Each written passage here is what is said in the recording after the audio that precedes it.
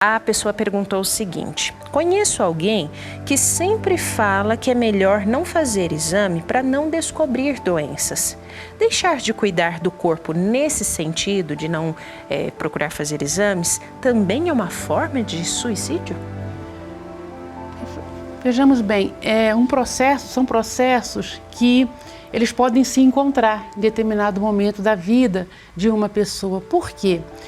Cuidar da saúde, né, fazer os exames preventivos, nos ajuda a viver melhor e cumprir etapas muito importantes da nossa agenda espiritual aqui na Terra. Nós estamos aqui no planeta Terra, na dimensão física, apesar de que somos espíritos eternos, mas estamos numa importante etapa de aprendizado e evolução de todos nós.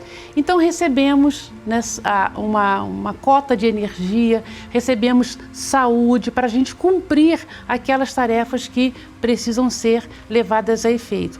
Então, não cuidar da saúde do corpo é adiar ou mesmo atrasar esses compromissos e criar dificuldades desnecessárias, dificuldades que podem impedir que essa agenda espiritual seja totalmente cumprida.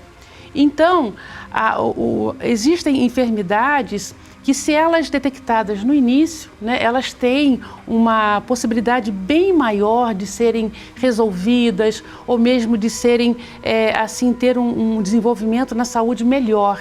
Então, por isso que é importante esse cuidado com a saúde. Obviamente que nós sabemos que muitos irmãos nossos no mundo inteiro vivem em total situação de vulnerabilidade social, porém aqueles que são responsáveis por cuidar da saúde das populações precisam ter esse olhar de atenção e serão responsabilizados por isso.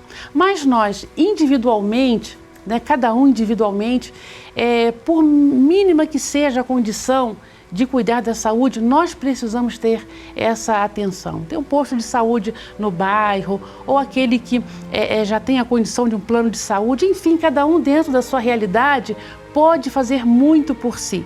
Então, porque se negligenciarmos a nossa saúde, o que pode acontecer?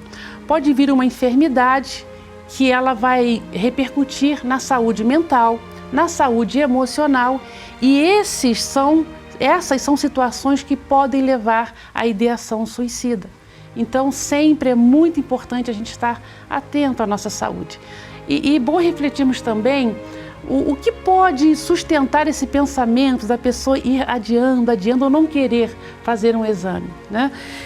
Primeiramente, o medo. A pessoa tem o medo daquele diagnóstico.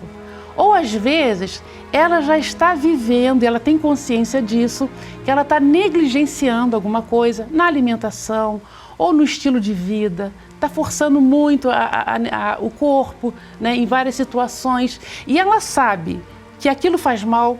Então ela tem o medo, bom, se eu fizer um exame pode aparecer ali alguma coisa. Estou exagerando no sal e pode gerar uma hipertensão. Às vezes ela sabe, mas tem o medo de fazer o exame. Outra situação também, ela pode ter medo por não ter recursos para o cuidar da sua própria saúde, caso algo mais grave seja identificado, ou não ter uma rede de apoio, se sentir muito abandonada pela família, pelos amigos, e ela vai adiando, vai deixando. Então são medos que precisam ser vencidos. Nós precisamos ajudar, conversar com as pessoas que expressem esse pensamento e conversar com ela e tentar entender por que ela não vai ao médico e ajudá-la. Às vezes é esse medo que precisa ser vencido. Se apresentar como um amigo, como ali uma pessoa que pode ajudá-la. E aí também aquelas situações em que na família ela já viveu uma situação traumática em relação a um parente, uma pessoa muito querida que passou por uma enfermidade grave. Ou algo que possa ter uma causa genética. Ela fica com medo, né? Não, se eu sou da família e tenho esse problema, certamente eu vou ter também. Então são medos que precisam ser vencidos. Uma outra questão também é a resistência, a negação que ela possa fazer da ciência, dos recursos da ciência, por vários fatores. Às vezes por pensamentos, por culturas familiares, por questões religiosas. Então é preciso vencer tudo isso, porque a religião de Deus, do Cristo, do Espírito Santo, nos fala da importância de ampliarmos o nosso pensamento e entender que tudo aquilo que Deus criou é a nosso favor. Eu quero trazer aqui uma afirmativa do saudoso proclamador da religião divina, irmão Alziro Zarur, em que ele define assim, que religião, política, ciência, filosofia são aspectos da mesma verdade que é Deus.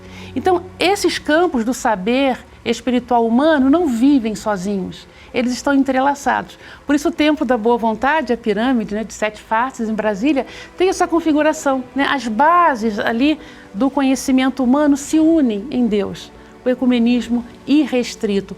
Então, se você, querido irmão, querida irmã, tem esse pensamento, então reflita, por exemplo, o quanto que a presença de Deus se faz através da ciência, né? Um exemplo muito claro.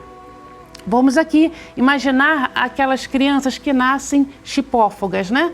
Os irmãozinhos ali que nascem unidos, compartilhando às vezes órgãos do mesmo corpo, o mesmo órgão no corpo, enfim. É preciso a intervenção cirúrgica e o Brasil tem resultados maravilhosos, né? Nesse campo de separar ali os chipófagos. Então é Deus se manifestando. Então o Pai Celestial está presente na ciência também. Está presente na religião, está presente na filosofia. Então, entender isso é ajudar essas pessoas a vencerem esse bloqueio.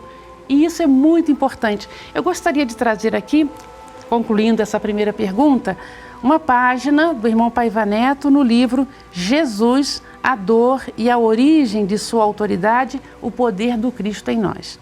Ele escreve assim na página 320.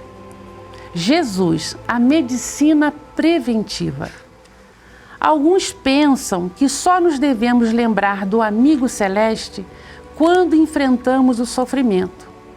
Todavia, Jesus é a medicina preventiva de que as nações necessitam. Daí o considerarmos a religião da vida, neste e no outro lado da existência. Afinal de contas, ele superou a dor tão presente no mundo. Do infortúnio do qual tantos retiram derrota, sob a inspiração de Deus, construiu a sua autoridade e estabeleceu o seu poder diante dos olhos materiais, visto que, reiteramos, já os possuía antes mesmo da criação do planeta. Agora, irmão Paiva cita a mensagem do Evangelho de Jesus, segundo João, capítulo 1, versículos de 1 a 5. No princípio era o Verbo, e o Verbo estava com Deus, e o Verbo era Deus. Ele estava no princípio com Deus. Todas as coisas foram feitas por ele, e nada do que se fez foi feito sem ele, Cristo Jesus. A vida estava nele, e a vida era a luz dos homens. A luz resplandece nas trevas, mas as trevas não prevaleceram contra ela. Portanto, em vez de invocar aquele que é um com o Pai Celestial apenas na hora do perigo ou da agonia, não é melhor debruçarmos-nos sobre o que ele pregou e viver em consonância com os seus libertários, espiritualmente falando, preceitos? Busquemos respostas no irreprochável mentor divino, uma vez que o aceitamos como padrão ecumênico. Ele disse: passará o céu, passará a terra, mas as minhas palavras não passarão. Evangelho consoante Lucas, capítulo 21, versículo 33. Será isso brincadeira? É evidente que não. Está aí, né, a resposta. Sim. Pensemos em Jesus, busquemos a sua proteção em todos os momentos da nossa vida, cuidemos da nossa saúde, porque muitas pessoas dependem de nós e nós precisamos estar bem para ajudá-las.